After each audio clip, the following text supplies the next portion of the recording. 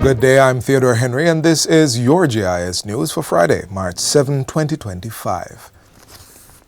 A report is now in place to guide the country's preparedness for natural disasters and other shocks. Prime Minister Dr. Andrew Holness received the report from the Disaster Risk Management Review Committee on Thursday. It comes 3 months ahead of the 2025 Atlantic hurricane season, which begins on June 1. The team was commissioned to review the country's entire disaster preparedness structure. Prime Minister Holness says he is hopeful that the report will identify the gaps and make suggestions on how to improve our disaster planning and response. There's one thing that we can be assured of in this world, and that is we will be faced with shocks, unexpected shocks, and even those that we expect will still have the impact of being disruptive and dislocating. And therefore, we must prepare for shocks. Dr. Holness says in recent times, shocks are proving to be unpredictable, overlapping in nature, more intense, and more frequent. Which means that the resources required for recovery from these kinds of events would be far greater than before.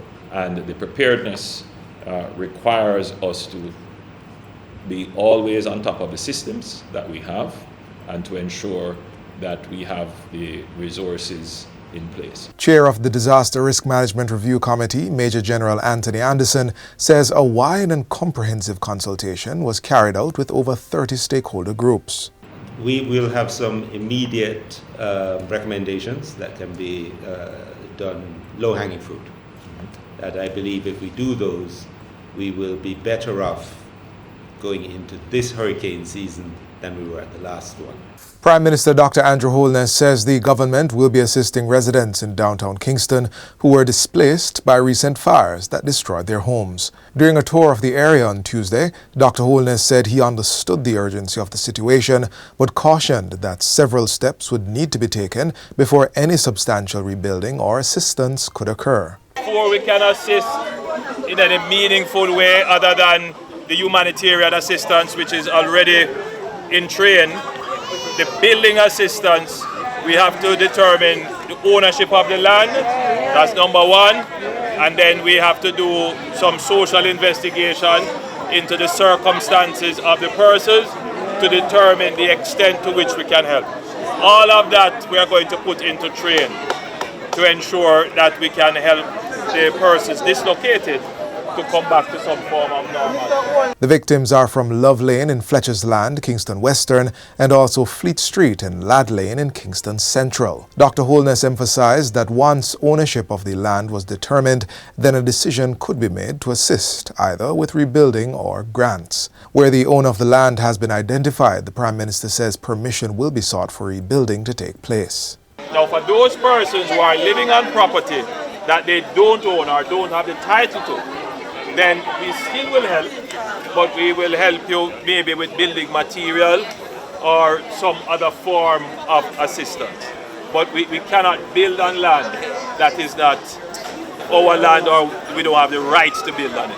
The Kingston Central Police Division is reporting just 1 murder for the area since the start of the year, when compared to 5 for the same period in 2024. Commanding Officer Deputy Superintendent Rohan Ritchie updated Prime Minister Dr. Andrew Holness while on tour on Tuesday.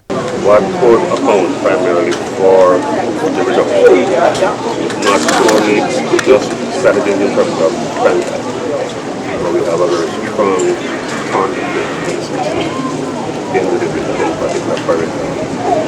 We repose a lot of confidence into the police, and we have been doing a phenomenal. Prime Minister Holness was in Parade Gardens, a community in the division that is designated a zone of special operation and reaping the benefits of strategic interventions. We declared a zone of special operation in the area. We mobilized the resources, and of course there was some other interventions with some of our social services, and we also bear in mind that there was Project STAR that contributed. And as a result of that, today I can receive this very, very heartening report about the improvements in the community. Dr. Holness asserts that security is fundamental to peace, the operation of businesses, and social life of communities, hence the government's investment in national security. Jamaica's sole public psychiatric medical institution, the Bellevue Hospital in Kingston, has officially opened its new family room, the Wellness Lounge. Bellevue Hospital serves more than 400 of Jamaica's most vulnerable individuals, many of whom are social cases with no other place to call home. The lounge is expected to foster a supportive environment for recovery and reintegration into the community by allowing better communication between patients and their loved ones, as well as client consultations and recreational activities for social engagement and enjoyment. Bellevue is far gone, far past the days when we're meeting our most treasured gems on the corridors, on the wards. We want to create a space that family members can sit, doctors can sit, social workers can sit and have and interact with our clients in a dignified manner. The new Wellness Lounge is the result of a partnership with Friends of Bellevue and some key sponsors. Jamaican footballer Leon Bailey kick-started the project with a $500,000 contribution through his foundation. Prominent dancehall artist Rodney Bounty Killer Price also donated 2 air conditioning units. And United Kingdom-based barista Suzette Thompson gave $3 million, which was used to purchase furniture and a premium USB video conferencing system.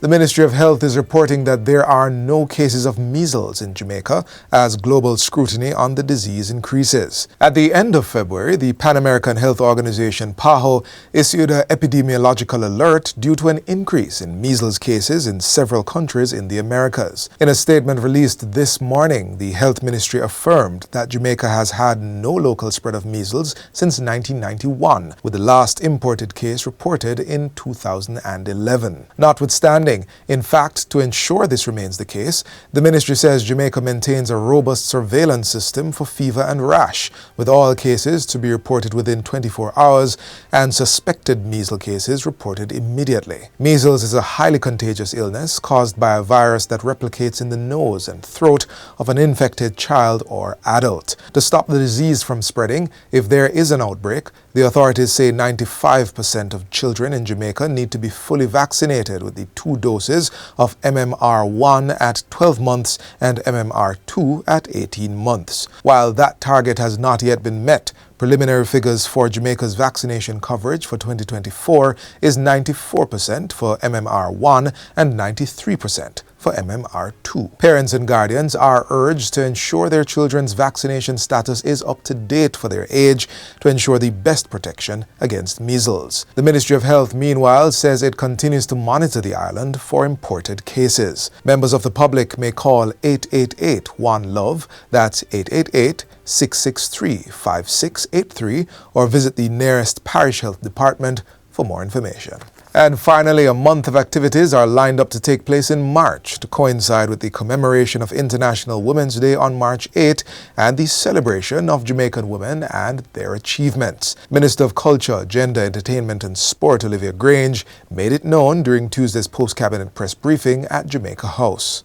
We will have special awards ceremony to honor outstanding women during this special 30th anniversary of the Beijing Declaration and Platform for Action, and that will be held later this month. We also have the Women's Entrepreneurship Expo to showcase the talents and skills of women in the MSME sectors, and that will be in mid-March. We also have a 5K, 10K run walk in partnership with the EU delegation on Sunday, March 9 in downtown Kingston. Other activities planned for the month will be announced later. In the meantime, Minister Grange is encouraging entertainers and creatives to produce uplifting music that inspire women and the youth. I want to say to our creative people that we can set the trend. What we do and what we make popular can make a difference. And so I would encourage our dancehall artists to take a second look at the kind of music they're promoting, the kind of lyrics that they're writing, and let us move Jamaica in a different direction. And that's it for JIS News today. I'm Theodore Henry. Thanks for watching.